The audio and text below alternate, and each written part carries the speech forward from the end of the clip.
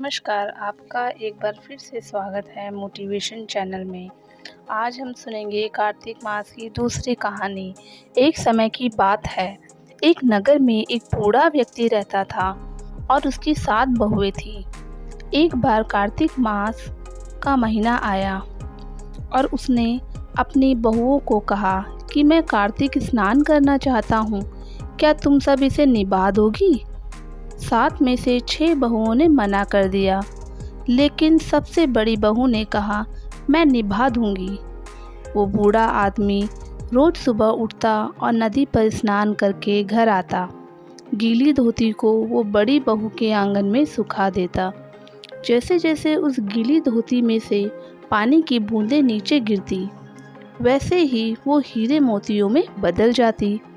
धोती से हीरे मोती गिरते देख उन 6 बहुओं से रहा नहीं गया और वो सोचने लगी, हम भी उस बूढ़े को अपने यहाँ नहाने को बोलते हैं। उन्होंने कहा, पिताजी, कल से आप हमारे यहाँ कार्तिक स्नान कर लेना। बूढ़े व्यक्ति ने कहा, ठीक है, मुझे तो नहाना ही है, मैं तुम्हारे यहाँ नहा लूँगा। बूढ़ा व्यक्ति सुबह सवेरे स्नान करके आया और धोती उसने दूसरी बहू के आंगन में सुखाने के लिए डाल दी, लेकिन यहाँ हीरे मोती की बजाय कीचड़ टपकने लगा। बहुओं ने यह देखा तो कहा कि आप हमारे यहाँ पाप का स्नान कर रहे हैं, इसलिए आप यहाँ से चले जाओ और बड़ी बहू के यहाँ ही स्नान करो। वो बूढ़ा व्यक्ति वापस बड़ी बहू के यहाँ आया और कार्तिक का स्नान करने लगा। स्नान करके जब उसने फिर से धोती सुखाई तो उसमें से फिर से हीरे मोती गिरने लगे। अब कार्तिक का महीना समाप्त होने को था। बूढ़ा आदमी चिंता में पड़ गया तो उसकी बड़ी बहू ने इसका कारण पूछा। बूढ़े आदमी ने कहा, कार्तिक स्नान समाप्त होने को है और मेरा मन है कि मैं सारे परिवार को एक साथ खाने का न्योता दूं। बड़ी बहू ने कहा, पिताजी, इसमें चिंता की क्या बात है, आप सभी को बुला लीजिए, मैं सबके लिए खाना बना दूंगी। बूढ़ा आदमी जब सारे परिवार को निमंत्रण देने गया तो उसकी बाकी बहुओं ने कहा, जब तक ये बड़ी बहू घर पर रहेगी हम खाने को नहीं आएंगे। बूढ़ा आदमी फिर से चिंता में घिर गया कि ऐसे कैसे होगा, और चिंता के मारे वो सूखने लगा। बूढ़े आदमी को चिंता में देख बड़ी बहू ने कहा, पिताजी, अब आपको क्या चिंता है? बूढ़े आदमी ने बाकी 6 बहुओं वाली बात बड़ी बहू को बता दी, जिसे सुनकर वो बोली, जी ठीक है, मैं खाना बनाकर रख जाऊंगी। और उसने वैसा ही किया। खाना बनाकर वो रखकर चली गई और अपने लिए 4 रोटियां लेकर खेत पर जा पहुंची।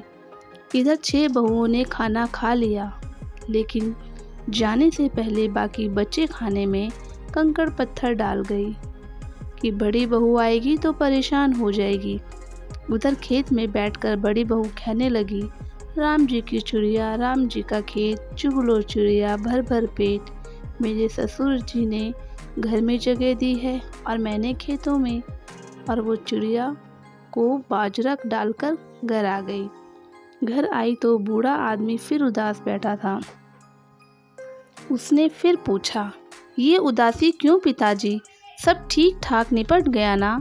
वो बोला, हाँ, सब ठीक ठाक निपट तो गया, लेकिन तेरी देवरानियाँ बाकी बचे हुए खाने में कंकड़ पत्थर और मिट्टी डाल गई।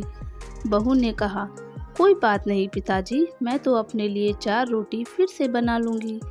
बहू ये बात कहकर भीतर जाकर देखती है कि जिस खाने में सब कंकड़ पत्थर डाल गए थे वो हीरे मोती में बदल गए। घर की जगह महल खड़ा हो गया और घर में धन दौलत भर गई।